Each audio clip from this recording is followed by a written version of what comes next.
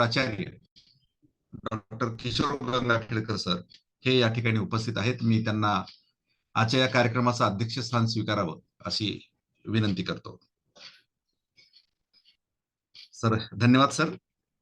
तर गंगाखेडकर कार्यक्रमाचे अध्यक्ष असतील आणि आजच्या कार्यक्रमाचे प्रमुख वक्ते जे आहेत ते डॉक्टर प्रकाश संभाजी वाघमारे सर यांनाही मी या मंचावर या ठिकाणी सरांचं शब्दसुमनाने स्वागत करतो. आमच्या विनंतीला मान देऊन आपण या ठिकाणी सर व्याख्यान देण्यासाठी उपस्थित झालात त्याबद्दल पुनश्च एकदा आपलं महाविद्यालयाच्या वतीने या कार्यक्रमामध्ये स्वागत आहे. आपण आज वाघमारे सरांना व्याख्यानासाठी दिलेला विषय सर्वांना परिचित आहे, सर्वांना माहिती आहे आणि तो विषय आहे ते म्हणजे सर्वदर्शी बाबासाहेब आंबेडकर. मी जसं अगोदर म्हटलं की आंबेडकरांना आपण कुठल्याही अँगलनी पाहायला गेलं किंवा कुठल्याही बाजूनी पाहायला गेलं तरी एक नवीन बाजू आंबेडकरांची आपल्या समोर येते आणि म्हणूनच अजून माहित नाही किती दिवस आपण आंबेडकरांच्या बाबतीमध्ये अशा प्रकारचे वेगवेगळे व्याख्यानं आयोजित करूनही कदाचित सर्व व्यापी आंबेडकर आपल्याला समजतील की नाही असं कुठेतरी मनामध्ये शंका येते. म्हणून हा एक विषय आपल्या सर्वांसमोर घेऊन आलेलो आहोत आणि या कार्यक्रमासाठी जे आज प्रमुख वक्ते आहेत या कार्यक्रमाला सुरुवात करण्यापूर्वी मी त्या प्रमुख वक्त्यांचा थोडक्यात परिचय आपणा सर्वांसमोर या ठिकाणी करून देतो. तर डॉक्टर वाघमारे सर हे वाघमारे महाविद्यालय आखाडा बाळापूर, नारायणराव वाघमारे महाविद्यालय आखाडा बाळापूर या ठिकाणी इतिहास विभागाचे विभाग प्रमुख म्हणून कार्यरत आहेत. मागील 25 वर्षापासून सर या ठिकाणी कार्यरत आहेत. सरांचा परिचय करून देताना मी पाहिलं तर बऱ्याच गोष्टी सरांनी त्यांच्या आयुष्यामध्ये केलेल्या आहेत. त्यात अगदी ठळक थोडक्यात काही गोष्टी मी या ठिकाणी आपणासमोर नमूद करू इच्छितो. तर त्यामध्ये मला जे विशेष वाटलं ते म्हणजे सरांनी आतापर्यंत एकूण 26 शोध निबंध वेगवेगळ्या राष्ट्रीय आणि आंतरराष्ट्रीय जर्नल्स मध्ये प्रकाशित केलेले आहे. इतकंच नाही तर सरांनी 35 वेगवेगळ्या राष्ट्रीय व आंतरराष्ट्रीय इतिहास संशोधन परिषदेमध्ये सहभाग नोंदवून त्या ठिकाणी वाचन देखील केलेलं आहे. सरांच्या मार्गदर्शनाखाली 5 संशोधक विद्यार्थी आता कार्यरत आहेत आणि 3 संशोधक विद्यार्थ्यांनी त्यांचं संशोधन कार्य पूर्ण केलेलं आहे. सामाजिक कार्यामध्ये सतत सर सहभागी असतात. त्यामध्ये भूतपूर्व गरीब विद्यार्थ्यांना मदत करण्यासाठी सर नेहमी तत्पर असलेलं या ठिकाणी आपल्याला दिसून येतं आणि म्हणूनच कदाचित सरांना 3-4 वेगवेगळ्या प्रकारचे पुरस्कार वेगवेगळ्या संस्थांकडून देण्यात आलेले आहेत. त्यामध्ये वामनदादा कर्डक समाज पुरस्कार दिलेला आहे.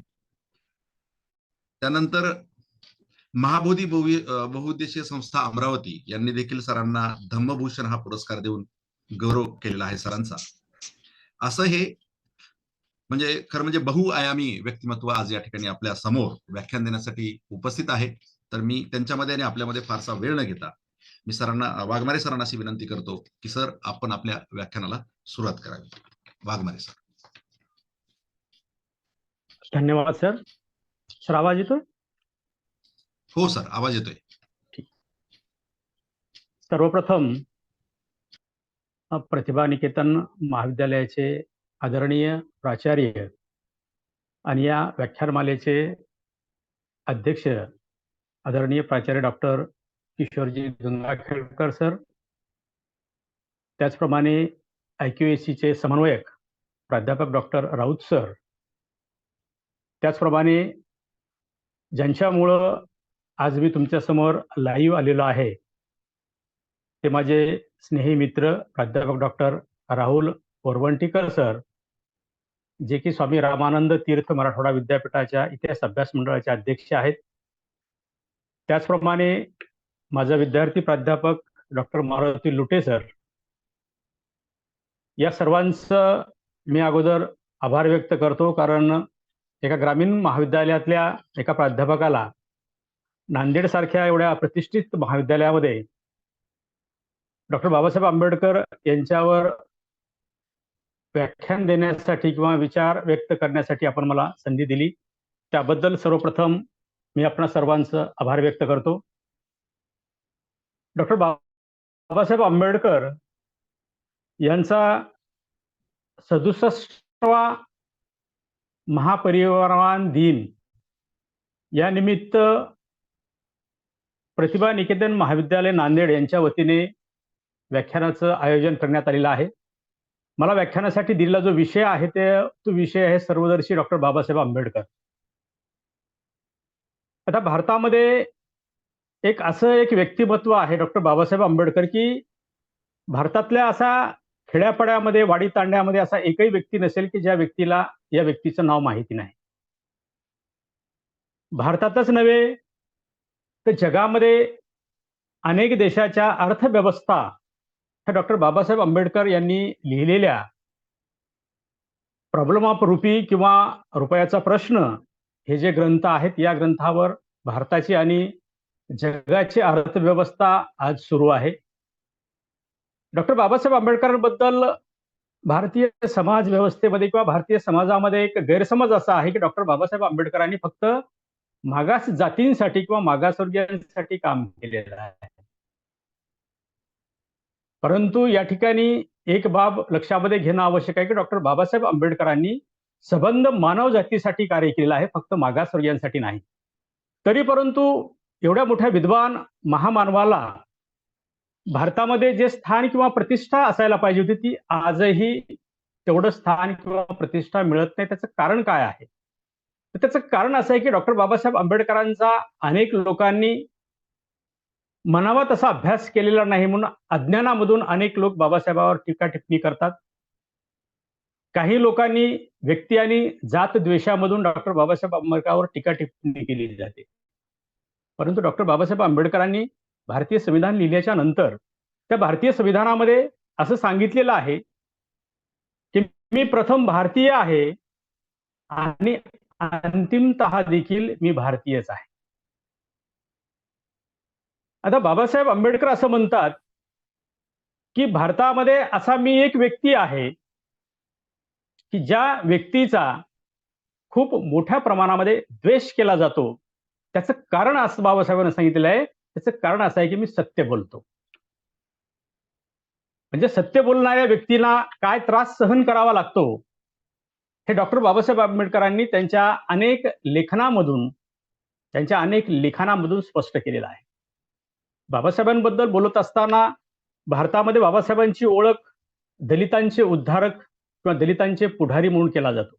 परंतु बाबासाहेबांचा आज जो मी विषय दिलेला आहे, सर्वदर्शी डॉक्टर बाबासाहेब आंबेडकर,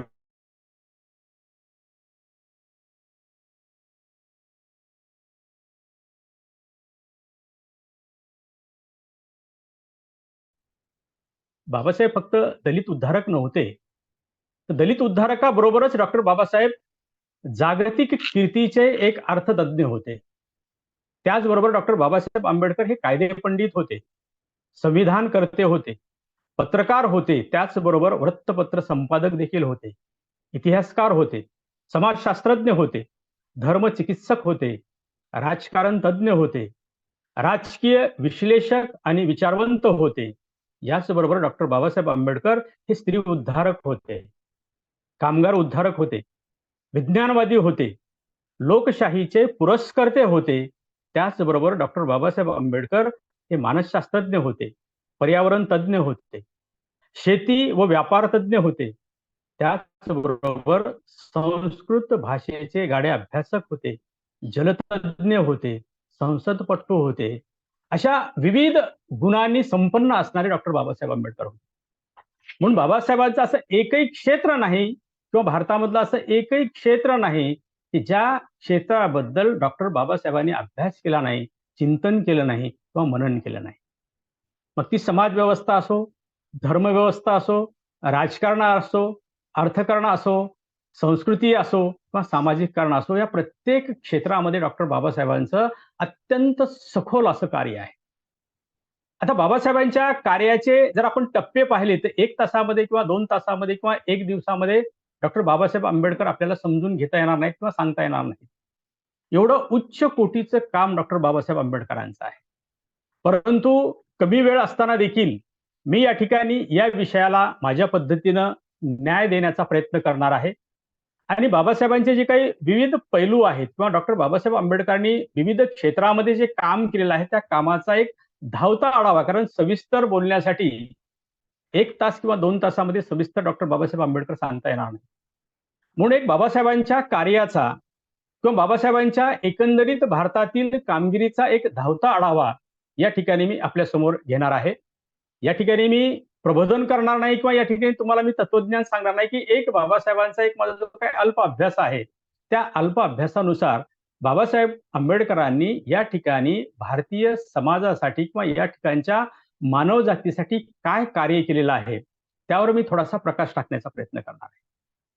डॉक्टर बाबासाहेब आंबेडकरांचा सर्वात आवडता जो विषय होता, तो विषय म्हणजे अर्थशास्त्र. बाबासाहेब आंबेडकर हे अर्थतज्ञ होते. MA, PhD, MSc आणि DSc या सर्व डिग्र्या डॉक्टर बाबासाहेब आंबेडकरांनी अर्थशास्त्र या विषयामधून घेतलेल्या आहेत.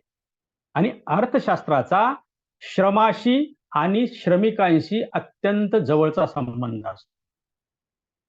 आता श्रमिक म्हणजे कोण? तर श्रमिक म्हणजे कामगार. कामगार म्हणजे नेमके कोणते कामगार? आपण कामगार म्हटलं की या ठिकाणी खाणीमध्ये काम करणारा कामगार किंवा या ठिकाणी एखाद्या कारखान्यामध्ये काम करणारा कामगार, एखाद्या उद्योग व्यवसायामध्ये काम करणारा कामगार, असं आपण कामगाराबद्दलचं मत प्रदर्शित करतो. परंतु डॉक्टर बाबासाहेब आंबेडकरांनी या कामगाराची व्याख्या अत्यंत विस्तृत केलेली आहे.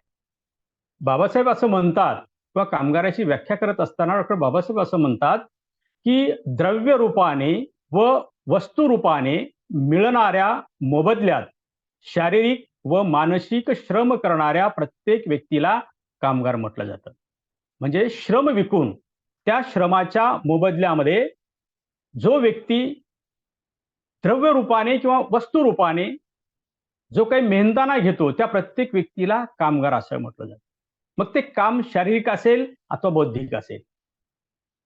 आणि डॉक्टर बाबासाहेबांनी या कालखंडामध्ये आपली पूर्ण हयात या ठिकाणच्या कामगार आणि नोकरदार वर्गासाठी व्यतीत केलेली आहे. आणि बाबासाहेबांची ही कामगारांबद्दलची तळमळ पाहूनच ब्रिटिशांनी डॉक्टर बाबासाहेब आंबेडकरांना त्यांच्या मंत्रिमंडळामध्ये मजूर मंत्री म्हणजेच श्रम मंत्री म्हणून या कालखंडामध्ये त्यांची नियुक्ती केली. आणि 1942 मध्ये 20 जुलै 1942ला डॉक्टर बाबासाहेब आंबेडकरांनी या श्रम मंत्री पदाचा किंवा मजूर मंत्री पदाचा कार्यभार हातामध्ये घेतला. आणि हा कार्यभार हातामध्ये घेतल्याच्या नंतर एकंदरीत बाबासाहेबांची बुद्धिमत्ता, बाबासाहेबांचं ज्ञान व त्यांची प्रगाढ अशी बुद्धिमत्ता पाहून ब्रिटिशांनी त्या कालखंडामध्ये बाबासाहेबांकडे अनेक खाती दिली होती. बाबासाहेबांकडे ब्रिटिशांनी मजूर मंत्री म्हणून घेतल्याच्या नंतर त्यांना एकच पद दिलं नव्हतं किंवा फक्त मजूर मंत्री म्हणून त्यांना एक पद दिलं नव्हतं. तर या कालखंडामध्ये बाबासाहेबांना ब्रिटिशांनी अनेक खात्यांची जबाबदारी सोपवली होती. कोणकोणती ती खाती होती? त्यामध्ये जल, विद्युत, ऊर्जा, सार्वजनिक बांधकाम, कोळसा, खाणी, प्रिंटिंग व स्टेशनरी, प्रसिद्धी विभाग, लष्कर भरती, गृह बांधणी, लष्करी व मुलकीकरांना तांत्रिक प्रशिक्षण देणे, अशा विविध प्रकारची खाती किंवा विविध प्रकारची कामं डॉक्टर बाबासाहेब आंबेडकरांना ब्रिटिशांनी या कालखंडामध्ये दिली होती. त्याचं कारण असं होतं की डॉक्टर बाबासाहेबांचा अर्थशास्त्रावरचा अभ्यास, समाजशास्त्राचा अभ्यास किंवा कायद्याचा अभ्यास इतका प्रचंड होता, एवढा प्रगाढ होता की या प्रत्येक खात्याला डॉक्टर बाबासाहेब आंबेडकर न्याय देतील याची शाश्वती या कालखंडामध्ये ब्रिटिशांना होती. म्हणून डॉक्टर बाबासाहेब आंबेडकरांच्या आयुष्यामध्ये श्रमिक म्हणजेच कामगार हा त्यांच्या चिंतेचा आणि चिंतनाचा विषय होता. ब्रिटिश कालखंडामध्ये एकंदरीत आपण या ठिकाणी कामगारांची किंवा या ठिकाणच्या नोकरदार वर्गांची जर परिस्थिती पाहिली तर ती परिस्थिती अत्यंत भयावह होती. कारण ब्रिटिश भारतामध्ये भारताचा विकास करण्यासाठी आलेले नव्हते, तर ब्रिटिश भारतामध्ये भारतीयांचं शोषण करण्यासाठी आले होते. भारतातली जी खनिज संपत्ती आहे ती खनिज संपत्ती आपल्या देशामध्ये घेऊन जाण्यासाठी आलेले होते. ते कायमस्वरूपी या ठिकाणी राज्य करण्यासाठी आलेले नव्हते. आणि ही बाब डॉक्टर बाबासाहेब आंबेडकरांना चांगली माहिती होती. म्हणून बाबासाहेब आंबेडकरांनी 1942 ते 1946 हे जे 4 वर्ष ते श्रम मंत्री किंवा कामगार म्हणून या ठिकाणी कार्यरत होते, त्या कालखंडामध्ये या ठिकाणच्या कामगारांची किंवा श्रमिकांची आर्थिक स्थिती सुधारण्यासाठी, या ठिकाणच्या नोकरदारांची आर्थिक स्थिती सुधारण्यासाठी त्यांनी खूप मोठा प्रयत्न किंवा खूप मोठं काम या कालखंडामध्ये केल्याचं आपल्याला दिसतं. बाबासाहेब श्रम मंत्री होण्याच्या अगोदर या ठिकाणच्या भारतीय कामगारांना जवळजवळ 15-15, 16-16 तास काम करावं लागायचं आणि 15-15, 16-16 तास काम करून देखील त्या कामाचा योग्य मोबदला या ठिकाणच्या कारखानदारांकडून कामगारांना दिला जात नव्हता. त्याचप्रमाणे या ठिकाणच्या कामगारांना कामगार संघटना स्थापन करण्याचा अधिकार नव्हता. तो अधिकार बाबासाहेबांनी श्रममंत्री झाल्याच्या नंतर या ठिकाणच्या कामगारांना दिला. या ठिकाणी अनेक कामगार खाणीमध्ये काम करणारे होते. मग त्या खाणीमध्ये काम करणाऱ्या स्त्रियांचं वेतन वेगळं होतं, पुरुषांचं वेतन वेगळं होतं. परंतु बाबासाहेबांचं मत असं होतं की पुरुषापेक्षा कितीतरी पटीनं स्त्री ही काम करते, कारखान्यामध्ये काम करते, खाणीत काम करते, कार्यालयात काम करते आणि परत आपल्या घरी जाऊन देखील घराचा पूर्ण संसार ती सांभाळते, घरकाम देखील करते. म्हणून पुरुषाप्रमाणेच त्या स्त्री कामगाराला देखील समान वेतन द्यावं, हा अध्यादेश या कालखंडामध्ये बाबासाहेबांनी. त्याचप्रमाणे प्रत्येक व्यक्तीची काम करण्याची एक मर्यादा असते. 15-15, 16-16 तास काम केल्याच्या नंतर तो कामगार हा जास्त दिवस जगणार नाही. म्हणून कामाची एक मर्यादा असते, काम करण्याची एक मर्यादा असते. म्हणून डॉक्टर बाबासाहेब आंबेडकरांनी कामगारांना 8 तास काम करण्याची मर्यादा या कालखंडामध्ये आणि प्रत्येक कामगाराला काम केल्याच्या नंतर 1 दिवस तरी विश्रांती हवी असते. म्हणून 7 दिवसाची पगारी रजा बाबासाहेब आंबेडकर या कालखंडामध्ये सुरू केली. अनेक कामगार किंवा अनेक कारखान्यामधले कामगार असे होते की त्या मालकाला जर वाटलं की या कामगाराला आपल्या कामावर ठेवायचं नाही, तर त्या मग केव्हाही काढू शकत होता. परंतु बाबासाहेबांनी ही पद्धत ब्रिटिशांना बंद करायला लावली.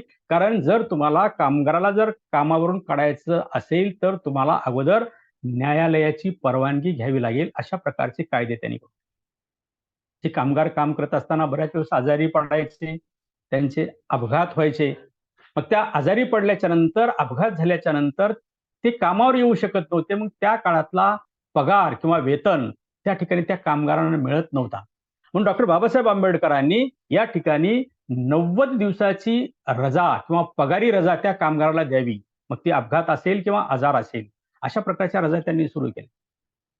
त्याचबरोबर अत्यंत एक महत्वाची बाब या कालखंडामध्ये बाबासाहेबांनी केली होती. ती बाब अशी होती की या ठिकाणच्या कामगारांना त्या कालखंडामध्ये म्हणजे ब्रिटिश कालखंडामध्ये आठवड्याला वेतन दिलं जायचं, आठवड्याला पगार केला जायचा. प्रत्येक आठवड्याला त्याचा पगार केला जायचा. आता हा पगार करत असताना ब्रिटिश कालखंडामध्ये आणि आताही 7 दिवसाचा आपला आठवडा आहे आणि 7 दिवसाच्या आठवड्यामध्ये प्रत्येक 7 दिवसाला त्यांना वेतन दिलं जायचं आणि 7 दिवसाचा आठवडा जर आपण धरला तर या ठिकाणी 365 दिवसामध्ये 52 आठवडे होतात. परंतु ब्रिटिश अत्यंत बुद्धिमान होते, चालाक होते. ब्रिटिशांनी भारतामध्ये आल्याच्या नंतर त्यांनी या ठिकाणी महिनेवारी सुरू केली आणि 365 दिवसाचे त्यांनी 12 महिने केले. जानेवारी टू डिसेंबर असे त्यांनी 12 महिने केले आणि त्या प्रत्येक महिन्यामध्ये 30 दिवसाचा एक महिना केला आणि 30 दिवसाचा एक महिना केल्याच्या नंतर 12 महिन्यामध्ये जे काही दिवस येतात किंवा त्याचे जे आठवडे होतात ते आठवडे 48 आठवडे होऊ लागले.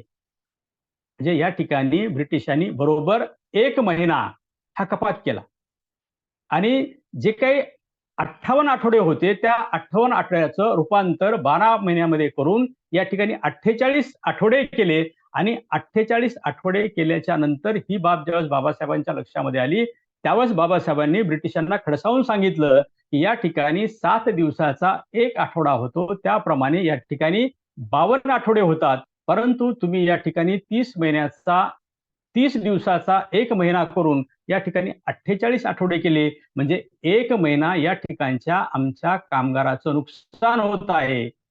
आणि ही बाब ब्रिटिशांना बाबासाहेबांनी सांगितल्यानंतर मग ब्रिटिशांनी बाबासाहेबांना विचारलं मग याच्यावर पर्याय काय? मग बाबासाहेबांनी सांगितले की याच्यावर पर्याय एकच आहे, जो आमच्या कामगारांचा एक महिना या ठिकाणी नुकसान होत आहे त्या एक महिन्याचं आमच्या कामगारांना बोनस देण्यात यावं. आणि त्या कालखंडापासून भारतीय कामगारांना बोनस देण्याची पद्धत सुरू झाली. मग ब्रिटिशांनी विचारले की हे बोनस आम्ही केव्हा द्यायचं? तर त्यावेळेस बाबासाहेब आंबेडकरांनी सांगितलं की भारतामध्ये सर्वात जो मोठा सण आहे तो सर्वात मोठा सण म्हणजे दिवाळी आहे. त्या दिवाळीच्या दिवशी या ठिकाणच्या कामगारांना 1 महिन्याचा अतिरिक्त बोनस देण्यात यावा. ती बोनस पद्धती बाबासाहेबांनी श्रम मंत्री किंवा कामगार मंत्री असताना या ठिकाणच्या भारतीय लोकांना सुरू केली आहे. त्याचप्रमाणे आजचा जो अत्यंत महत्त्वाचा प्रश्न आहे तो म्हणजे पेन्शनचा प्रश्न. ज्याच्यावर आता खूप मोठं आंदोलन आहे, खूप मोठा संघर्ष सुरू आहे. ही जी पेन्शन पद्धत आहे, ही पेन्शन पद्धत डॉक्टर बाबासाहेब आंबेडकरांनी सुरू केली आहे.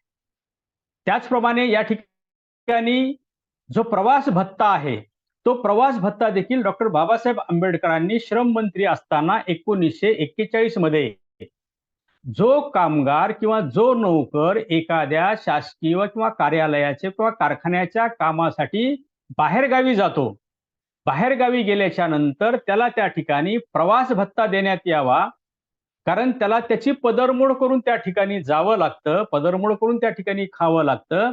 त्याच्या उत्पन्नामधून किंवा वेतनामधून त्या ठिकाणी हा खर्च करणं त्याला परवडत नाही. म्हणून डॉक्टर बाबासाहेब आंबेडकरांनी 1941 मध्ये असं अमेंडमेंट केलं की प्रत्येक कामगाराला कामाच्या निमित्त किंवा कारखान्याच्या असेल किंवा तुमच्या कार्यालयाच्या कामानिमित्त जर तो बाहेरगावी जात असेल तर त्याला दररोज 50 पैसे हा प्रवास भत्ता देण्यात यावा. म्हणून आपल्याला आजही आपण कामानिमित्त ज्यावेळेस बाहेर जातो, आता आजच्या खर्चानुसार आपल्याला आजही प्रवास भत्ता मिळतो. त्याचप्रमाणे डॉक्टर बाबासाहेब असं सांगितलं होतं की प्रत्येक कामगाराला वेतन दिलं जातं, परंतु त्या वेतनामध्ये जी काही आपण त्यांना रक्कम देतो त्या रकमेमध्ये प्रत्येक महिन्याला, प्रत्येक वर्षाला अनेक वस्तूंच्या भाव वाढतात, किमती वाढतात. त्यामुळे त्याच्या पगारामधून किंवा वेतनामधून त्याला घर खर्च करता येत नाही. म्हणून प्रत्येक 6 महिन्याला प्रत्येक कामगाराला किंवा कर्मचाऱ्याला महागाई भत्ता हा महागाई निर्देशांकानुसारच दिला जावा, अशा प्रकारची तरतूद या कालखंडामध्ये डॉक्टर बाबासाहेब आंबेडकरांनी केली.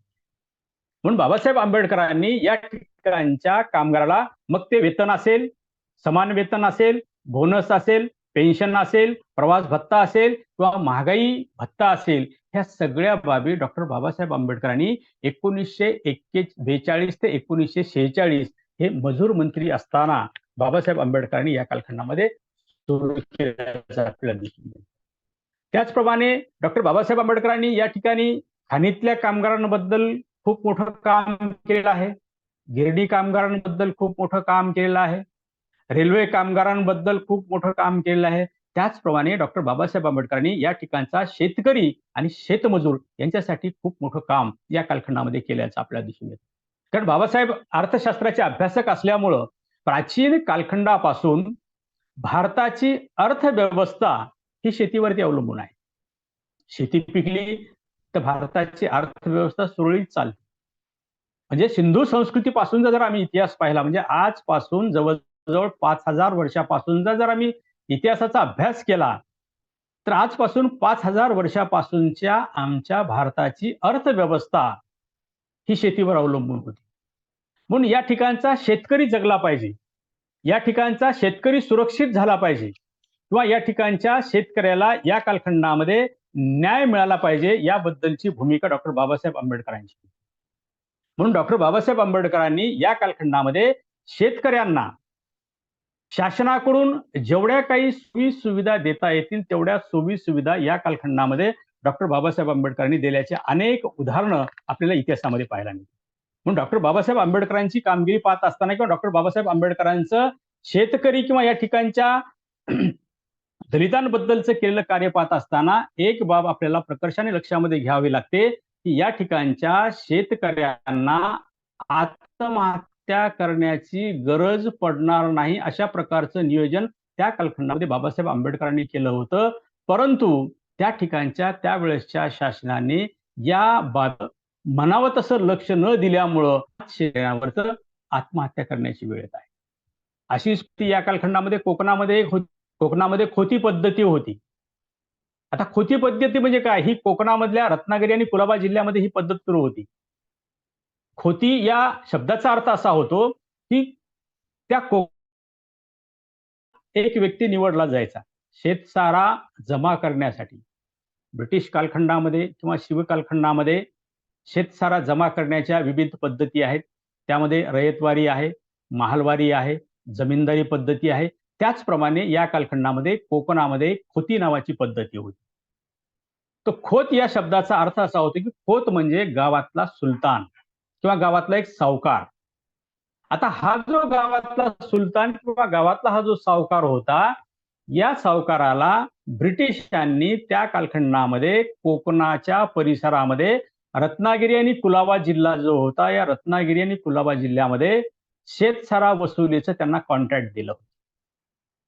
आता हा जो खोत होता, हा खोत शेतकऱ्याची वाटेल तशी पिळवणूक किंवा मनमानी अशा पद्धतीची पिळवणूक तो करायचा.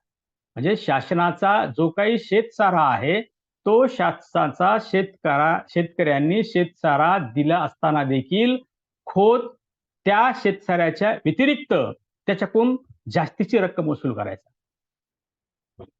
आता हे जे खोत होते, हे खोत त्या कोकणामधल्या शेतकऱ्यांकडून जो महसूल जमा करायचे, तो महसूल त्यांना ठरवून दिलेल्या रकमेपेक्षा कितीतरी पट तो महसूल जमा करायचे. आणि जर एखाद्या शेतकऱ्याने त्या खोताला जर विरोध केला, तर त्या खोताने त्या शेतकऱ्याला कोणती जरी शिक्षा दिली, तर त्याला कोणत्याही न्यायालयामध्ये न्याय मिळत नव्हता. आणि हे जे खोत होते, या खोतांनी या कालखंडामध्ये या शेतकऱ्यांवरती किंवा कोकणाच्या परिसरामधल्या शेतकऱ्यांवरती अनेक बंधनं लादलेली होती. काय बंधनं लादलेली होती? त्याच्यात पहिलं बंधन असं होतं की शेतकऱ्यांच्या मुलांना शिक्षण मिळू नये यासाठी खोत प्रयत्नशील होता. आता शिक्षण का मिळू नये? कारण शेतकऱ्यांच्या मुलांना जर शिक्षण मिळालं तर तो आपल्या व्यवस्थेला विरोध करेल, आपल्याला तो विरोध करेल. म्हणून एकाही शेतकऱ्यांच्या मुलाला शिक्षण मिळणार नाही याची तजवीज हे खोत करायचे. त्याचबरोबर परिसरामधले अनेक कामगार, अनेक त्या ठिकाणचे मजूर, शेतमजूर हे मुंबई किंवा इतर मोठ्या शहरामध्ये कामाला जायचे आणि त्या ठिकाणी कामाला गेल्याच्या नंतर त्या ठिकाणी जो काही पैसा ते जमवतील, त्या पैशामधून मुंबई किंवा इतर मोठ्या शहरामधून ते अनेक भारीचे कपडे घेऊन यायचे किंवा चांगल्या प्रकारचे कपडे घेऊन यायचे. परंतु तो व्यक्ती मुंबईतून आपल्या गावाकडे आल्याच्या नंतर त्या कुणब्याला चांगले कपडे घालण्यास या खोताने बंदी आणलेली होती. एवढंच नाही, याच्याही पुढे जाऊन कुणब्यांना अशी काही बंधनं या खोताने आणली होती की कुणब्याच्या बायकोने विशिष्ट पद्धतीनंच लुगडं नेसलं पाहिजे असा नियम या खोताने केला होता.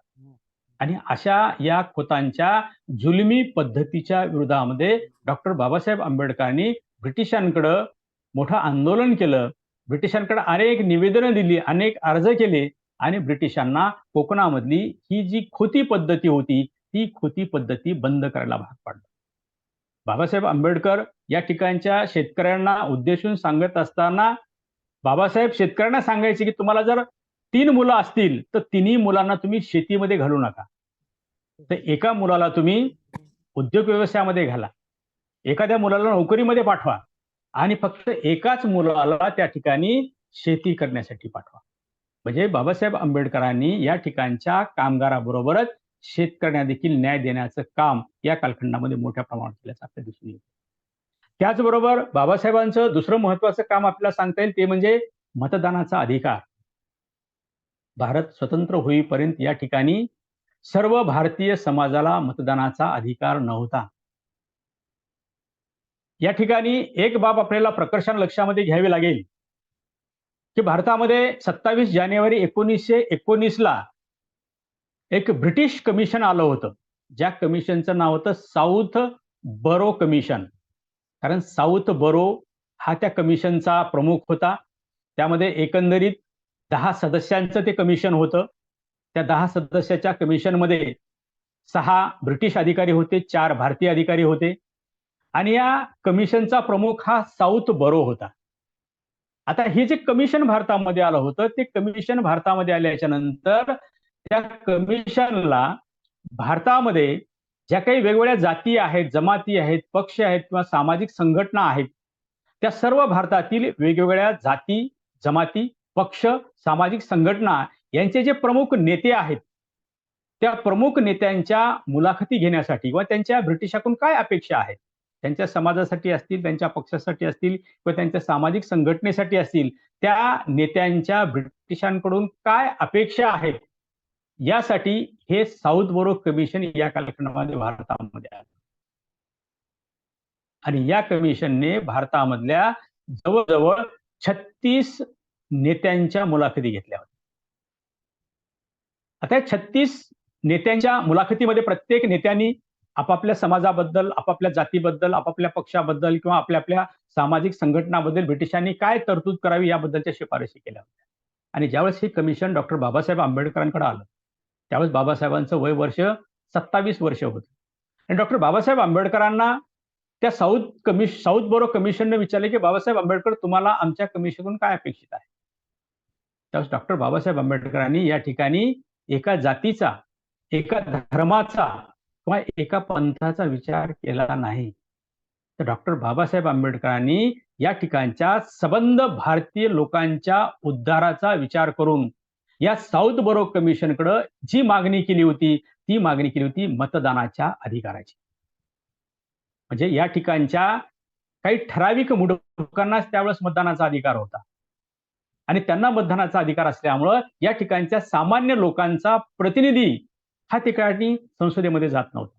म्हणून बाबासाहेब आंबेडकरांनी सांगितले की ज्या व्यक्तीचं वय 18 वर्ष असेल त्या प्रत्येक व्यक्तीला या ठिकाणी मतदानाचा अधिकार द्यावा आणि तो मतदानाचा अधिकार देत असताना बाबासाहेबांनी ते सूत्र सांगितलं होतं. ते सूत्र म्हणजे एक व्यक्ती एक मत एक मूल्य, one man one vote one value.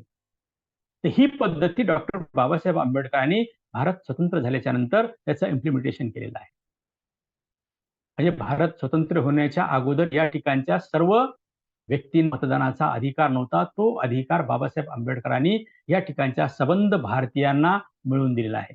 आणि बाबासाहेबांनी ही साऊथ बोरो कमिशनला दिलेली जी साक्ष आहे ती साक्ष लेखी स्वरूपामधली साक्ष होती. म्हणून डॉक्टर बाबासाहेब आंबेडकरांची साक्ष ही इतर नेत्यांच्या तुलनेमध्ये या कालखंडामध्ये पूर्ण भारतामध्ये गाजली. त्याचबरोबर डॉक्टर बाबासाहेब आंबेडकरांनी स्वातंत्र्य मिळाल्याच्या नंतर सर्वात मोठं जर काम कोणतं केलं असेल ते संविधान निर्मितीचं केलेलं आहे. आता संविधान निर्मिती करत असताना या ठिकाणी संविधान समिती मसुदा समिती होती. या ठिकाणी जवळजवळ संविधान लिहित असताना खूप मोठा कालखंड लागलेला आहे. आता हे संविधान लिहित असताना डॉक्टर बाबासाहेब आंबेडकरांबद्दल भारतामधल्या अनेक संशोधकांकडून किंवा भारतामधल्या अनेक शिक्षक प्राध्यापकांकडून, कारण मला शिकवत असतानाही माझे राज्यशास्त्राचे सर असे शिकवायचे की भारतीय संविधान हे अनेक देशांची घटना पाहून लिहिलेली आहे किंवा भारतामधली जी कलम आहे, भारतामधली जी संसदीय शासन पद्धती आहे ती अनेक देशांच्या घटनेचं कडबोळं आहे. त्याचप्रमाणे हे सांगत असताना आमचे सर आम्हाला शिकवायचे की भारतीय संविधानामध्ये जे स्वातंत्र्य, समता आणि बंधुता हे जी मूल्य आहे, ही जी तत्व आहेत ती आम्ही फ्रेंचांकडून घेतलेली आहेत, फ्रेंच राज्यक्रांतीकडून घेतलेली आहे. किंवा हे जे तत्व आहे हे लोकशाही तत्व आम्ही अमेरिकेकडून घेतलेलं आहे. परंतु या ठिकाणी एक मी इतिहासाचा अभ्यासक म्हणून आपल्याला सांगू इच्छितो की फ्रेंच राज्यक्रांती 1789 मध्ये झालेली आहे.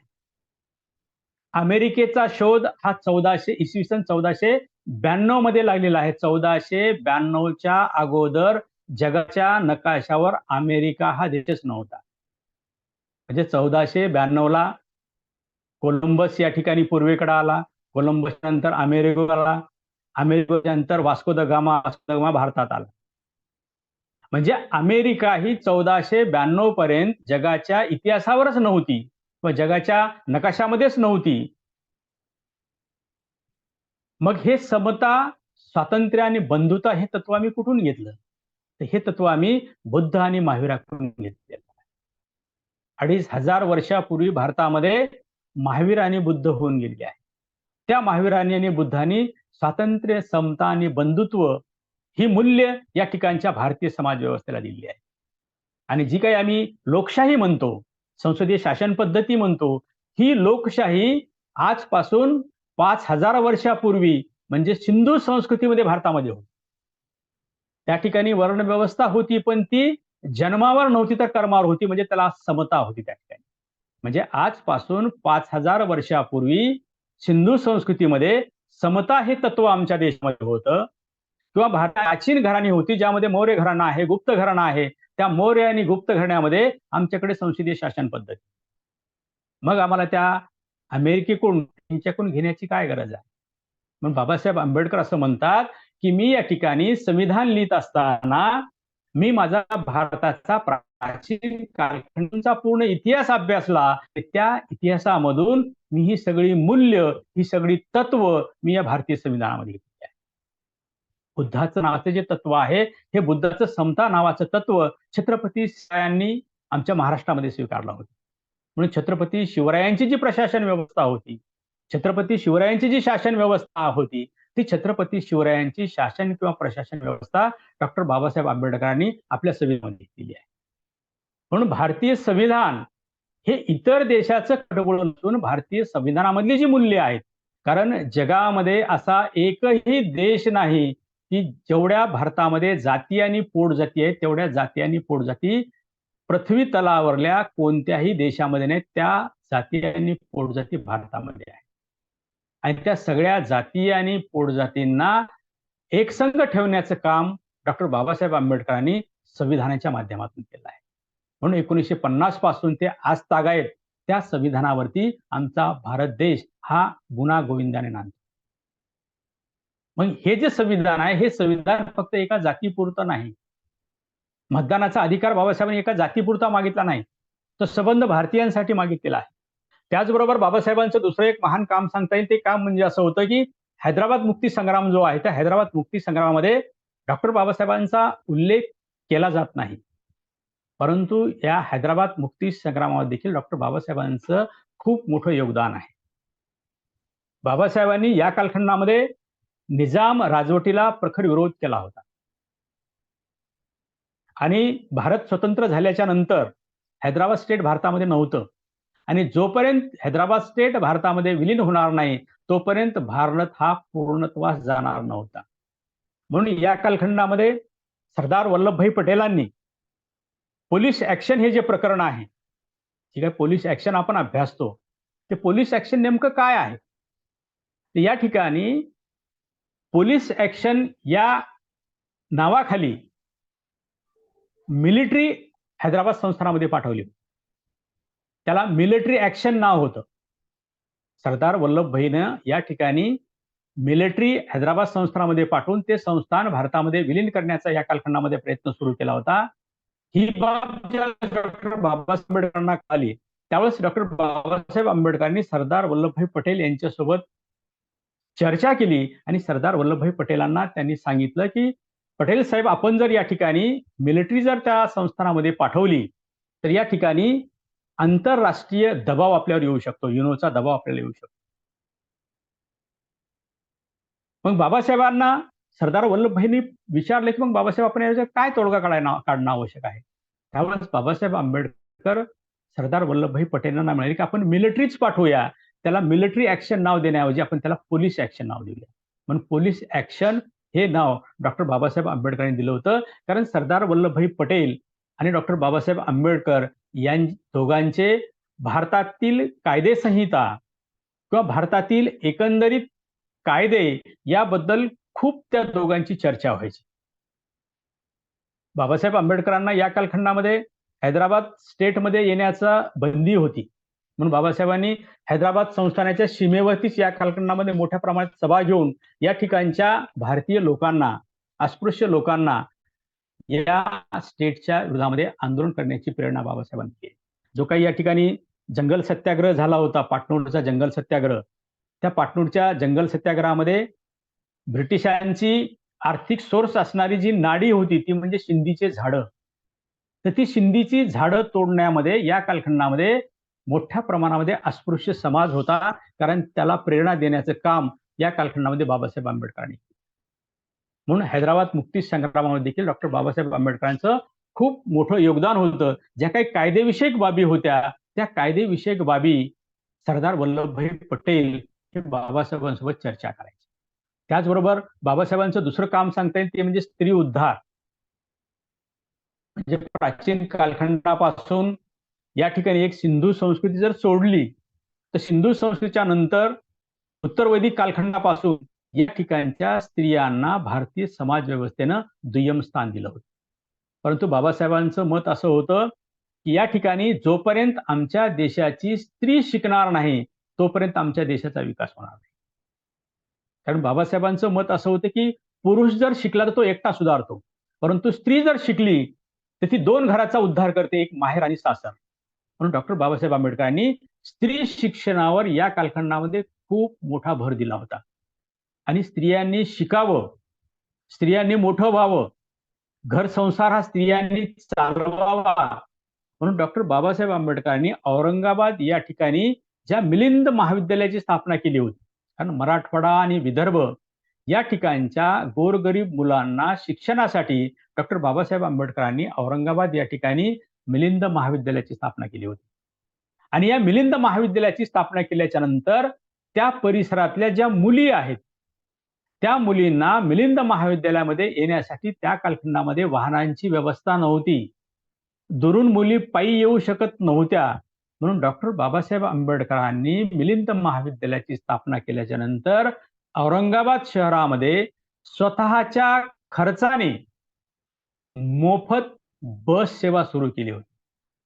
आणि ही बस सेवा सर्व जाती धर्मांच्या मुलींसाठी होती. फक्त मागासवर्गीय मुलींसाठी नव्हती, तर सर्व जातींच्या किंवा सर्व जाती धर्मांच्या मुलींसाठी डॉक्टर बाबासाहेब आंबेडकरांनी ही मोफत बस या कालखंडामध्ये औरंगाबादमध्ये सुरू केली होती. त्याचप्रमाणे या ठिकाणी बाबासाहेब आंबेडकर कायदेमंत्री असताना किंवा भारतीय मंत्रिमंडळामध्ये असताना या कालखंडामध्ये बाबासाहेबांनी हिंदू कोड बिल आणलेलं होतं. हिंदू कोड बिल नेमकं काय होतं, तर हिंदू कोड बिलामध्ये या ठिकाणच्या स्त्रियांच्या हक्काबद्दलचे किंवा त्यांच्या अधिकारबद्दलची कलम होती. परंतु या ठिकाणच्या भारतीय स्त्रियांना हिंदू कोड बिल काय आहे याची माहिती नव्हती. म्हणून या ठिकाणच्या काही लोकांनी हिंदू कोड बिलला प्रचंड विरोध केला आणि ते कोड बिल किंवा हिंदू कोड बिल हे संसदेमध्ये पास झालं नाही. एवढंच नाही, तर या ठिकाणच्या स्त्रियांना देखील हिंदू कोड बिलामधल्या काय तरतुदी आहेत याची माहिती नव्हती. मग त्याचं उदाहरण जर सांगायचं म्हटलं तर बाबासाहेबांनी ज्यावेळेस संसदेमध्ये हिंदू कोड बिल आणलं होतं त्यावेळेस या ठिकाणी अखिल भारतीय महिला संघाच्या एक सरचिटणीस होत्या, ज्यांचं नाव होतं श्रीमती शांती देवी. अखिल भारतीय महिला संघांच्या चिटणीस श्रीमती शांती देवी ह्या दिल्ली या ठिकाणी हिंदू कोड बिलाच्या विरोधामध्ये उपोषणाला बसल्या. एवढंच नाही, तर एक स्त्रियांचं शिष्टमंडळ डॉक्टर बाबासाहेब आंबेडकरांच्या घरी आलं होतं. मोर्चा घेऊन एक शिष्टमंडळ डॉक्टर बाबासाहेब आंबेडकरांच्या घरी आलं होतं की हिंदू कोड बिल बाबासाहेब तुम्ही रद्द करा किंवा हिंदू कोड बिल तुम्ही मांडू नका. मग हे ज्यावेळेस स्त्रियांचं शिष्टमंडळ डॉक्टर बाबासाहेब आंबेडकरांच्या घरी आलं त्यावेळेस डॉक्टर बाबासाहेब आंबेडकरांनी स्त्रियांमधली जी प्रमुख स्त्री होती की तुम्ही या बिलाला विरोध का करता, तुम्हाला या बिलामध्ये काय आहे ते माहिती आहे का. त्यावेळेस त्या स्त्रीने सांगितलं की बाबासाहेब त्या बिलामध्ये काय आहे मला काही माहिती नाही, परंतु त्या बिलाला माझा विरोध आहे. बाबासाहेबांनी त्यांना विचारले की का विरोध आहे, मला त्या बिलामध्ये मी काय सगळ्या तुमच्या न्याय हक्काबद्दलच्या मी तरतुदी त्याच्यामध्ये केलेल्या आहेत, मग तुमचा त्या बिलाला विरोध का आहे. तर त्यावेळेस ती प्रमुख स्त्री असं म्हणते की माझ्या नवऱ्याने मला सांगितलं बाबासाहेबांच्या घरी गेला होता त्यावेळेस त्या ठिकाणी जी प्रमुख स्त्री होती त्या प्रमुख स्त्रीने डॉक्टर बाबासाहेब आंबेडकरांना असं सांगितलं की माझ्या नवऱ्यानं मला सांगितलं की तू त्या बिलाला विरोध कर, नाहीतर मी दुसरी बायको करतो, म्हणून सवत करण्यापेक्षा मला भाग पडलं. आणि हे जे कोटेशन आहे हे कोटेशन डॉक्टर बाबासाहेब आंबेडकरांनी त्यांच्या रायटिंग ऑफ स्पीचेस भाषण खंड जो 18वा आहे त्या भाषण खंड 18 मध्ये भाग 3 पृष्ठ क्रमांक 342 वर सांगितलेला आहे. म्हणजे बाबासाहेब आंबेडकरांनी स्त्रियांबद्दल ज्या काही तरतुदी केल्या होत्या त्या तरतुदी देखील त्या कालखंडामध्ये स्त्रियांना कळू दिलेल्या नव्हत्या. एक वेळेस डॉक्टर बाबासाहेब आंबेडकर नागपूरला 20 जुलै 1942ला व्याख्यानासाठी भाषणासाठी गेले होते. 20 जुलै 1942च्या नागपूरच्या भाषणामध्ये डॉक्टर बाबासाहेब असं स्त्रियांना उद्देशून म्हणाले होते की तुम्ही पुरुषांच्या गुलाम नव्हे तर बरोबरीच्या नात्याने मैत्रीण म्हणून त्यांच्या बरोबर उभं राहिलं पाहिजे. डॉक्टर बाबासाहेब आंबेडकरांचं मत असं होतं की जोपर्यंत या ठिकाणची स्त्री सुधारणार नाही, ज्या समाजात स्त्रियांचं सुधारण्याचं प्रमाण, शिक्षणाचं प्रमाण जास्त आहे, तो समाज हा प्रगतीपथावर आहे. आणि ज्या देशातल्या स्त्रियांचं शिक्षणाचं प्रमाण जास्त आहे, तो देश या ठिकाणी प्रगतीपथावर आहे. म्हणून डॉक्टर बाबासाहेब आंबेडकरांनी या कालखंडामध्ये शिक्षणावर खूप मोठा भर दिल्याचा आपल्याला दिसतो. त्याचबरोबर डॉक्टर बाबासाहेब आंबेडकरांच्या एकंदरीत कार्यकर्तृत्वाचा विचार केल्याच्या नंतर महाराष्ट्र शासनाने 27 ऑक्टोबर 2017ला एक परिपत्रक काढलं आणि त्या परिपत्रकानुसार 7 नोव्हेंबर हा दिवस संपूर्ण महाराष्ट्रामध्ये विद्यार्थी दिन म्हणून साजरा करावा असं हे परिपत्रक काढलं. तर हे जे परिपत्रक आहे, हे परिपत्रक 2017ला निघालेलं आहे. म्हणजे जवळजवळ 117 वर्षाच्या नंतर हे परिपत्रक काढलेलं आहे. आणि 7 नोव्हेंबर हा डॉक्टर बाबासाहेब आंबेडकरांचा, ज्या ठिकाणी आज त्या शाळेला प्रतापसिंग हायस्कूल असं नाव आहे, त्या शाळेमध्ये इयत्ता पहिलीच्या इंग्रजी वर्गामध्ये बाबासाहेबांनी प्रवेश घेतला होता. आणि अत्यंत प्रतिकूल परिस्थितीमधून डॉक्टर बाबासाहेब आंबेडकरांनी या कालखंडामध्ये शिक्षण घेतलेलं आहे. बाबासाहेबांनी या ठिकाणी शिक्षणाला इतकं महत्व दिलं होतं, कारण शिका, संघटित व्हा आणि संघर्ष करा हे सांगत असताना डॉक्टर बाबासाहेब असं म्हणतात की शिक्षण हे वाघिणीचं दूध आहे, जो प्राशन करेल तो गुरगुरल्याशिवाय नाही राहणार नाही. म्हणजे तुम्हाला तुमचं जर अस्तित्व दाखवायचं असेल, तुमची बुद्धिमत्ता दाखवायची असेल, तुमचं जर गुण कर्तृत्व दाखवायचं असेल, तर अगोदर तुम्हाला शिक्षण घेतलं पाहिजे. म्हणून या ठिकाणी विद्यार्थ्यांना उपदेश करत असताना डॉक्टर बाबासाहेब म्हणतात की विद्यार्थ्यांनी खूप परिश्रम केलं पाहिजे, विद्यार्थ्यांनी अधिक ज्ञान संपादन केलं पाहिजे आणि यासाठी प्रत्येक विद्यार्थ्यांनी भरपूर वाचन केलं पाहिजे. कारण जोपर्यंत तुम्ही वाचन करणार नाहीत तोपर्यंत या ठिकाणी तुम्हाला ज्ञानप्राप्ती होणार नाही. बाबासाहेब ज्यावेळेस अमेरिकेला होते, बाबासाहेब अमेरिकेला असताना अमेरिकेवरून त्यांनी आपल्या वडिलांना एक पत्र लिहिलं होतं. त्या पत्रामध्ये बाबासाहेब असं लिहितात की भारतामधले जे काही दीनदलित आहेत, त्या दीनदलितांचं दैन्य संपविणारा एकमेव मार्ग आहे आणि तो म्हणजे शिक्षण. म्हणून बाबासाहेब आंबेडकरांचं असं मत होतं की तुमच्या ज्या काही समस्या आहेत, तर त्या समस्याची जी मास्टर की आहे, म्हणजे समस्या, अनेक तुमच्या समस्या असणारं जे कुलूप आहे, त्या कुलूपाची जी मास्टर की आहे, ती मास्टर की म्हणजे शिक्षण आहे.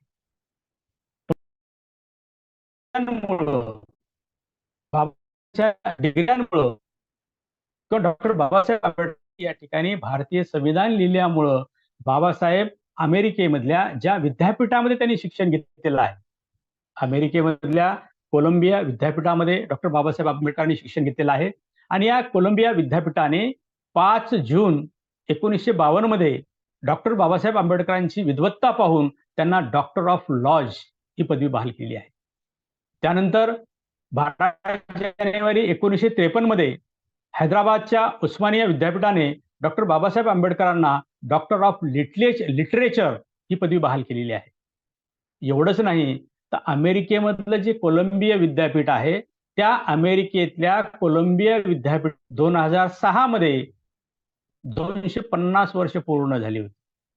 आणि 2006 मध्ये या कोलंबिया विद्यापीठाला 250 वर्ष पूर्ण झाल्यामुळं त्या ठिकाणच्या कोलंबिया विद्यापीठाने आतापर्यंत त्या विद्यापीठामध्ये शिकलेले जे सर्वोत्कृष्ट विद्यार्थी आहेत, अशा सर्वोत्कृष्ट 100 विद्यार्थ्यांची यादी प्रसिद्ध केली होती. आणि त्या 100 विद्यार्थ्याच्या यादीमध्ये नंबर 1 वर जे नाव होतं, ते नंबर 1 वर नाव होतं डॉक्टर बाबासाहेब आंबेडकर. आणि याच विद्यापीठाच्या डॉक्टर बाबासाहेब आंबेडकरांचा त्यांनी पुतळा केला. आणि त्या पुतळ्याचा जे चबुतरा होता, त्या पुतळ्याच्या चबुतऱ्यावर एक शब्द लिहिला आहे. तो शब्द म्हणजे सिम्बॉल ऑफ नॉलेज, ज्ञानाचं प्रतीक. सिम्बॉल ऑफ नॉलेज नावाचं हे पुतळ्यावरच्या त्या चिन्हावरती ही नावं कोरलेली आहेत. त्याचबरोबर याच विद्यापीठाच्या इमारतीमध्ये डॉक्टर बाबासाहेब आंबेडकरांचं एक तैलचित्र लावलेलं आहे. आणि त्या तैलचित्राची एक वाक्य आहे. ते वाक्य असं आहे की आमच्या विद्यापीठाच्या सर्वोत्तम विद्यार्थ्याने जगातील सर्वात मोठ्या लोकशाही असलेल्या भारताची राज्यघटना लिहिली याचा आम्हाला सार्थ अभिमान आहे, असे हे गौरवोद्गार या ठिकाणी त्या विद्यापीठाने आपल्या त्या विद्यापीठामध्ये बाबासाहेबांच्या त्या फोटोच्या खाली लिहिले आहेत. यावरून डॉक्टर बाबासाहेब आंबेडकर हे एका जातीपुरते, डॉक्टर बाबासाहेब आंबेडकरांचं काम हे एका जातीपुरतं, एका धर्मापुरतं किंवा एखाद्या या ठिकाणच्या समूहापुरतं नव्हतं. तर डॉक्टर बाबासाहेब आंबेडकरांचं जे काम आहे ते डॉक्टर बाबासाहेब आंबेडकरांचं काम हे या ठिकाणच्या सबंध मानव जातीसाठी.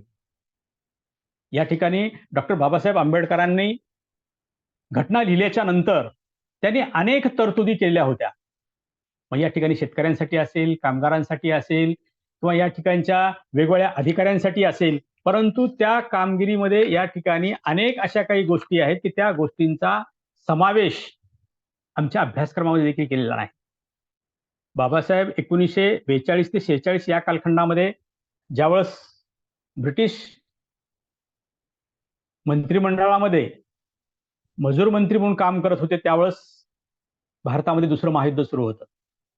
1939 ते 1945 हा दुसऱ्या महायुद्धाचा कालखंड आहे.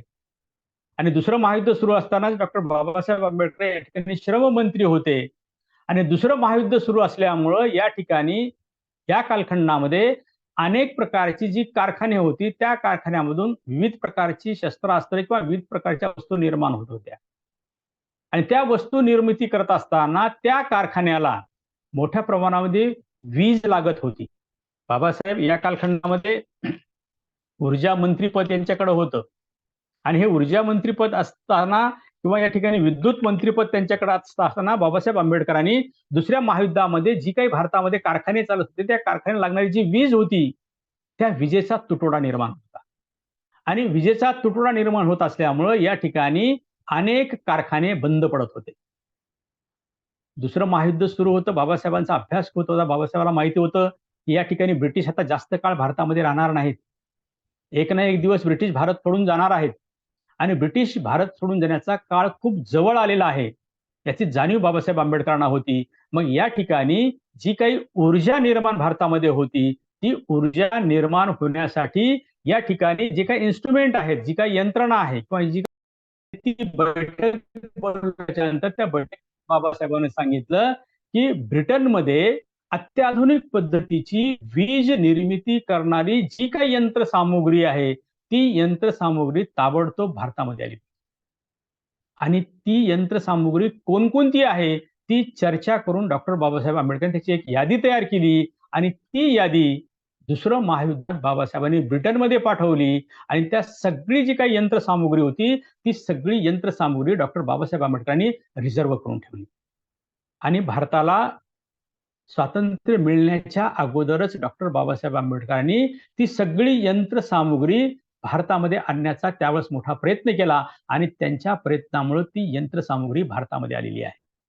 मग आजची जी इलेक्ट्रिसिटी आहे त्या इलेक्ट्रिसिटीसाठी वापरली जाणारी जी काही आहेत किंवा मोठ्या मोठ्या ज्या काही ते यंत्र सगळ्या यंत्रसामुग्री डॉक्टर बाबासाहेब आंबेडकरांनी दुसरं महायुद्ध सुरू असतानाच ब्रिटनमधून भारतामध्ये बोलवले आहेत. मग या ठिकाणी त्यावेळेस मोठा प्रश्न पडला होता की ही जी यंत्रसामुग्री आहे त्या यंत्रसामुग्रीचं ज्ञान फक्त ब्रिटिश लोकांना होतं, ब्रिटिश इंजिनियर्सना होतं, भारतीय इंजिनियर्सला नव्हतं.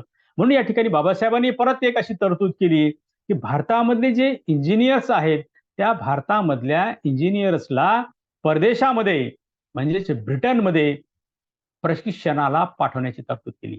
आणि भारतामधले अनेक इंजिनियर ही जी वीज निर्मिती केंद्र आहेत या वीज निर्मिती केंद्राचा अभ्यास करण्यासाठी किंवा त्या यंत्रसामुग्रीचा अभ्यास करण्यासाठी त्या ठिकाणी अनेक वर्ष ब्रिटनमध्ये जाऊन प्रशिक्षण त्यांनी घेतलं, इतर देशामध्ये जाऊन प्रशिक्षण घेतलं आणि ही सगळी यंत्रसामुग्री भारतामध्ये फिट करून आज आम्हाला जी वीज मिळते त्या विजेचं किंवा अत्याधुनिक पद्धतीची जी वीज मिळते त्या विजेचं सर्व श्रेय हे डॉक्टर बाबासाहेब आंबेडकरांना जातं. तर या ठिकाणी डॉक्टर बाबासाहेब आंबेडकरांचं एकंदरीत गुणगान करत असताना किंवा डॉक्टर बाबासाहेब आंबेडकरांची एकंदरीत भारताबद्दलची कामगिरी सांगत असताना या ठिकाणी जेवढ्या काही बाबी मी आज सांगितले त्या बाबी ह्या एका जातीसाठी नव्हत्या. विषयक त्यांचं काम असेल, मतदान विषयक त्यांचं काम असेल किंवा ऊर्जा निर्मिती विषयक काम असेल किंवा स्त्रीविषयक त्यांचं काम असेल किंवा कामगार विषयक त्या ठिकाणी काम असेल, कुठेही बाबासाहेब आंबेडकरांनी असा उल्लेख केला नाही की ह्या सोयीसुविधा फक्त मागासवर्गीयांसाठी द्याव्यात. बाबासाहेबांचा प्रत्येक ठिकाणी उल्लेख हा या ठिकाणच्या भारतीय समूहासाठी, भारतीय लोकांसाठी, भारतीय जनतेसाठी डॉक्टर बाबासाहेबांनी आपली पूर्ण हयात या ठिकाणी घालवली आहे. आता बऱ्याच ठिकाणी असा मुद्दा पडतो की या ठिकाणी बाबासाहेबांनी या ठिकाणच्या काही सवलती दिल्या, म्हणून या ठिकाणी जे काही आजचे सुज्ञ व्यक्ती या ठिकाणी बाबासाहेबांनी ज्या ज्या काही सुविधा केलेल्या आहेत, ज्या ज्या सुधारणा केलेल्या आहेत, त्या सगळ्या सुधारणा ह्या मानव जातीच्या विकासासाठी केलेल्या आहेत, हे मी या ठिकाणी तुम्हाला सांगू इच्छितो. त्याचप्रमाणे डॉक्टर बाबासाहेब आंबेडकरांनी त्या कालखंडामध्ये अनेक शिफारशी केलेल्या होत्या, पण त्या शिफारशी बाबासाहेब आंबेडकर जिवंत असताना पूर्ण झाल्या नाहीत. मग ते हिंदू कोड बिल असेल किंवा वेतनविषयक ज्या बाबी आहेत, त्या वेतनविषयक बाबी किंवा हिंदू कोड बिल विषयक किंवा स्त्री विकासांच्या ज्या बाबी आहेत, त्या बाबी बाबासाहेबांच्या महापरिनिर्वाणाच्या नंतर या ठिकाणच्या प्रत्येक शासनकर्त्यांना टप्प्याटप्प्याने लक्षात आलं की ह्या सुविधा या ठिकाणच्या स्त्रियांना किंवा या ठिकाणच्या मानवजातीला देणं आवश्यक आहेत. मग बाबासाहेबांच्या मृत्यूनंतर टप्प्याटप्प्याने हिंदू कोड अनेक तरतुदी भारत सरकारने पास केलेल्या आहेत. म्हणून स्त्रियांना जे काही आज अधिकार मिळतात, हे अधिकार त्याच वेळेस बाबासाहेबांनी त्याची मागणी केली होती, परंतु विरोधासाठी विरोध म्हणून त्या कालखंडामध्ये त्या पूर्ण बाबासाहेबांच्या मागण्या मान्य करण्यात आल्या नव्हत्या, म्हणून हिंदू कोड बिल मान्य झालं नाही, म्हणून डॉक्टर बाबासाहेब आंबेडकरांनी राजीनामा दिला.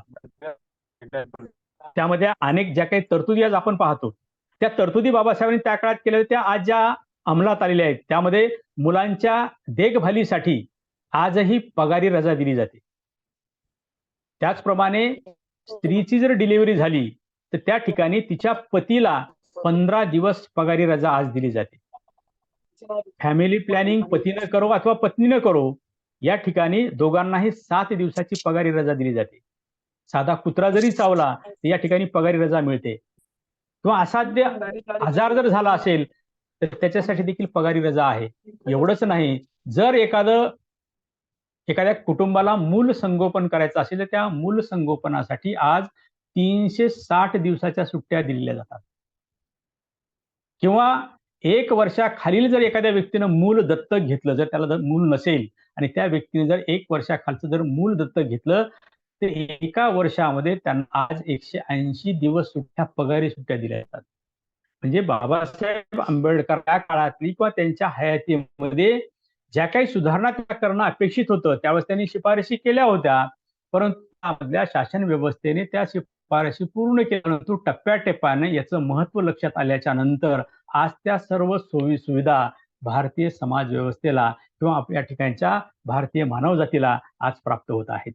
या ठिकाणी जवळजवळ बराच वेळ झालेला आहे, 1 तास झालेला आहे. बाबासाहेब सांगत असताना किंवा बाबासाहेबांचे एकंदरीत कामगिरीचा आढावा घेत असताना आपण तासन तास जरी बोललो तरी या ठिकाणी बाबासाहेब संपणार नाहीत किंवा बाबासाहेबांची कामगिरी संपणार नाही.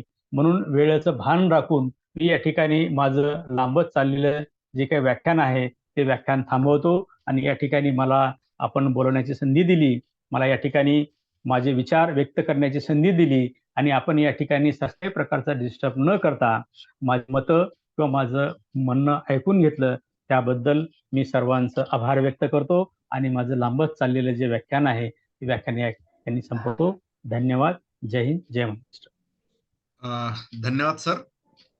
आपण अतिशय म्हणजे ओघवत्या शैलीमध्ये बऱ्याच अँगलवरती बाबासाहेबांच्या बाबतीमध्ये टाकण्याचा प्रयत्न केला आणि मला खात्री आहे की त्यातले नक्कीच काही अँगल आमच्या विद्यार्थ्यांसाठी नवीन असतील, ते काहीतरी नवीन सांगून जातील याबद्दल मला बिलकुल खात्री आहे.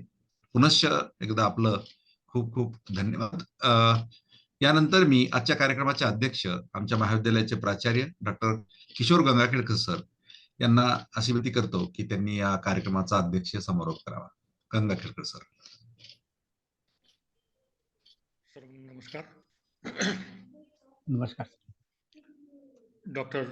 महामानव डॉक्टर बाबासाहेब आंबेडकर यांच्या 67व्या महापरिनिर्वाण दिनानिमित्त आयोजित व्याख्यानाचे व्याख्याते डॉक्टर वाघमारे सर, संयोजक IQC coordinator doctor Raut, NSS programme officer आणि उपस्थित सर्व माझ्या भगिनींनो, एक अतिशय सुंदर अभ्यासपूर्ण विवेचन मागील एक तासापासून आपण ऐकत होतो. जरी सुरुवात कामगार विषयक प्रश्नांनी झाली तरी सर्वस्पर्शी बाबासाहेब या विषयाला मला वाटतं वाघमारे सरांनी खरोखर न्याय दिलेला आहे. डॉक्टर बाबासाहेब आंबेडकरांनी ज्या ज्या सुधारणा, जे जे संकल्प, ज्या ज्या नुसत्या सामाजिकच नाही, राजकीय आर्थिक बाबी ह्या अभ्यासातून मांडल्या, त्या बाबी पूर्ण करण्याचं फार मोठं काम हे चालू आहे आणि ते पूर्ण झालेलं नाही तर बऱ्याच गोष्टी ह्या आपल्याला अजूनही करायच्या आहेत. सुरुवातीला वाघमारे सरांनी एक चांगली गोष्ट सांगितली आणि महत्वाची गोष्ट सांगितली, ती म्हणजे बाबासाहेबांनी सांगितलं की मी पहिले भारतीय आहे आणि अंतिमतःही भारतीयच आहे. आज भारतामध्ये जी एकत्वाची भावना कमी होते का असं वाटतं, तर खरोखरच बाबासाहेबांची ही शिकवण आपल्याला पुन्हा एकदा भारतीय एक आणि एक भारतीय होण्यास मदत करणारी आहे, शिकवणारी आहे. एक कामगारांच्या आर्थिक सुधारणाविषयक बोलताना आता वाघमारे सरांनी सांगितलं की जो वीकली वेजेस होत्या, आठवडी जो मिळत नव्हता, तो ब्रिटिश शासनाने मंथली केला, मासिक केला आणि त्यामुळे एका महिन्याची, 4 आठवड्याची जी रोजगार आहे त्याची घट ही दिसून येते. पण मी जेव्हा ह्या गोष्टीचा विचार केला तेव्हा मला असं दिसून आलं की अजूनही इंग्लंडमध्ये वीकली वेजेस हा प्रकार आहे. इंग्लंडची सर्वात मोठी प्रतिष्ठित जी फुटबॉल स्पर्धा आहे प्रीमियर लीग, त्यामध्ये वेगवेगळ्या संघातले जे खेळाडू आहेत त्यांचं मानधन आपण जर पाहिलं तर ते मानधन पर वीक आहे. म्हणजे आपल्याकडे पर वीक आपल्या लोकांसाठी पद्धत ठेवायची आणि ज्या ठिकाणी आपण राज्य करत आहोत, ज्या ठिकाणी आपण आपली वसाहत स्थापन केलेली आहे, तिथल्या कामगारांसाठी मासिक पद्धत करून 4 आठवड्याची मजुरी कमी देण्याचा प्रयत्न हा ब्रिटिशांनी केला आणि बाबासाहेबांना तो लक्षात आला. ही लबाडी त्यांनी पकडली आणि एक मोठी आर्थिक सुधारणा भारतीय कामगारांसाठी करून ठेवली. शेतकऱ्यांच्या बाबतीत जेव्हा आपण डॉक्टर आंबेडकरांचे विचार ऐकतो त्यावेळी त्यांचा जो MA चा प्रबंध आहे, रिझर्वेशन आहे, त्यामध्ये त्यांनी भारतीय शेतीविषयक सुधारणा ह्या त्या प्रबंधात दिलेल्या आहेत. त्यामध्ये सगळ्यात महत्वाचं तत्व त्यांनी सांगितलं की शेतीचं जे विखंडन होत आहे ते विखंडन होता येईल का. आपण पाहतो विखंडन 2 प्रकार होतं. ते म्हणजे जे घरामध्ये आपल्या जेव्हा संख्या वाढते, भाऊ वाढतात त्यावेळी ते विखंडन होतं. तद्वतच शेतीचं विखंडन हे दुसऱ्या प्रकारे सुद्धा होतं. ते म्हणजे ज्यांच्याजवळ धन आहे, संपत्ती आहे, ते शेती विकत घेऊन त्याचं विखंडन करत असतात. ह्या दोन्ही बाबीतून जो शेतीवर अवलंबून असलेला भारतीय समाज आहे त्याचं फार मोठं नुकसान होतं आहे. त्याकरता डॉक्टर बाबासाहेबांनी असं सांगितलं की मी जे सांगतोय ते काही मी माझ्या मनचं सांगत नाही. जगामध्ये काही ठिकाणी ही पद्धत चालू आहे आणि ती पद्धत म्हणजे सामूहिक शेती. शेतकऱ्याला आपल्या स्वतंत्र शेतीचा मालकी हक्क अबाधित ठेवून सामूहिक शेती करून त्या शेती मार्फत जे उत्पादन निघेल ते तुकड्या तुकड्यातल्या शेतीपेक्षा नक्कीच जास्त असेल हे डॉक्टर बाबासाहेबांनी त्यांच्या MA च्या डिझर्टेशन मध्ये दाखवून दिलं. नुसतं हेच सांगितलं नाही, तर त्यांनी शेतीवर अवलंबून असणाऱ्या लोकांची संख्या कमी करण्याचं सुद्धा सुतोवाच किंवा कमी करण्याचं सजेशन त्यांच्या डेझर्टेशन मध्ये दिलं. आता आपल्या व्याख्यात त्यांनी ही गोष्ट सांगितली की जर 3 मुलं असतील तर बाबासाहेबांनी सांगितलं की एकाला शेतीत घाला, एकाला उद्योगधंद्यात घाला, एकाला नोकरीत घाला. त्याचं मुख्य कारण म्हणजे शेतीवर अवलंबून असणाऱ्या व्यक्तींची संख्या जर कमी केली तर आज जी शेती आपल्याकडे आहे ती सुद्धा आपल्याला पुरेसं उत्पन्न आणि शेतीत काम करणाऱ्या व्यक्तीला पुरेशी मजुरी किंवा पुरेसा रोजगार ते मिळवून देऊ शकेल. अशा अनेक सुधारणा ज्या म्हणजे राजकीय सुधारणा असतील, एक व्यक्ती एक मत, स्त्रियांना मतांचा समान अधिकार. आपल्याला माहिती आहे जी लोकशाहीची जननी आहे त्या इंग्लंडमध्ये सुद्धा स्त्रियांना मतांचा अधिकार हा फार उशिरा मिळाला. पण भारताच्या स्वातंत्र्यापासूनच भारतातील स्त्रियांना पुरुषांच्या बरोबरीने मताचा अधिकार दिला. आणि नुसता मताचा अधिकार दिला नाही तर त्यांचंच काय, प्रत्येक व्यक्तीचं मत ह्याची किंमत एकसारखी राहील ह्याची ही काळजी डॉक्टर बाबासाहेब आंबेडकरांनी घेतली. त्यामुळे आज आपली लोकशाही 75 वर्षानंतर टिकून आहे. नुसती टिकून नाही तर ती वृद्धिंगत होत आहे. हिंदू कोड बिल असेल, इतर सामाजिक सुधारणा असतील, ह्या सर्वांचा डॉक्टर बाबासाहेब आंबेडकरांनी साकल्याने विचार करून जे जे आपल्या भारतीय समाजाला आवश्यक आहे ते नेहमीच मांडण्याचा प्रयत्न केलेला आहे. महात्मा फुलेंनी सांगितलं की त्यांना इतरांप्रमाणे शिक्षणाचा लाभ व्हावा ह्याकरता बाबासाहेबांनी औरंगाबादलाच नाही तर मुंबईला सुद्धा आणि महाडला अशा 3 ठिकाणी महाविद्यालयाची स्थापना केली.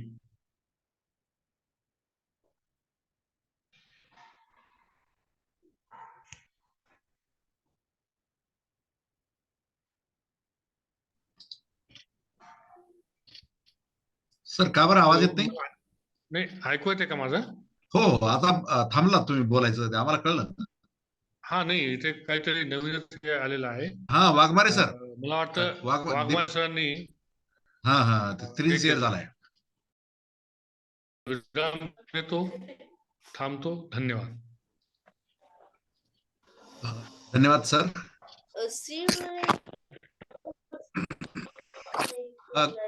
घोंगडे सर तुमचा माईक बंद करा.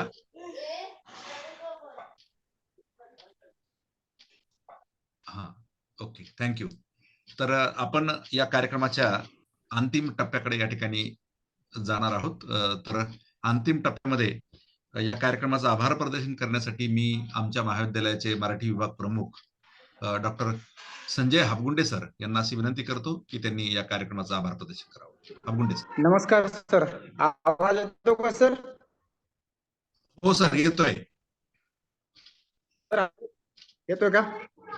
येतोय. आजच्या या डॉक्टर बाबासाहेब आंबेडकर महापरिनिर्वाण दिनानिमित्त आयोजित या विशेष व्याख्यानात आजच्या कार्यक्रमाचे अध्यक्ष डॉक्टर किशोर गंगाखेडकर यांचे मी सर्वप्रथम आभार व्यक्त करतो. आजचे जे वक्ते डॉक्टर प्रकाश वाघमारे यांचा जो विषय आहे सर्वदर्शी डॉक्टर बाबासाहेब आंबेडकर, खर तर डॉक्टर बाबासाहेब हे एका तासात व्याख्यान देऊन संपणारा विषय नाही, ते आयुष्यभर चिंतनाचा विषय आहे. परंतु वाघमारे सरांनी त्यांच्या व्यक्तिमत्वाचे जे विविध पैलू होते, जलतज्ञ, कायदे पंडित, शेतीतज्ञ, अर्थतज्ञ, समाजशास्त्रज्ञ किंवा कामगार हिताची त्यांनी केलेली जपणूक, हिंदू कोड बिल, अशा विविध विषयावर सविस्तर आणि सखोल असे अभ्यासपूर्ण व्याख्यान दिले. त्याबद्दल मी राष्ट्रीय सेवा योजना आणि आमच्या महाविद्यालयाचा IQAC विभाग यांच्या वतीने मी त्यांचे आभार व्यक्त करतो. या कार्यक्रमाची तांत्रिक बाजू उत्कृष्टपणे सांभाळली. या व्याख्यानात कुठलाही व्यत्यय येऊ दिला नाही असे आमचे महाविद्यालयाचे प्राध्यापक डॉक्टर मारुती लुटे यांचे विशेष आभार.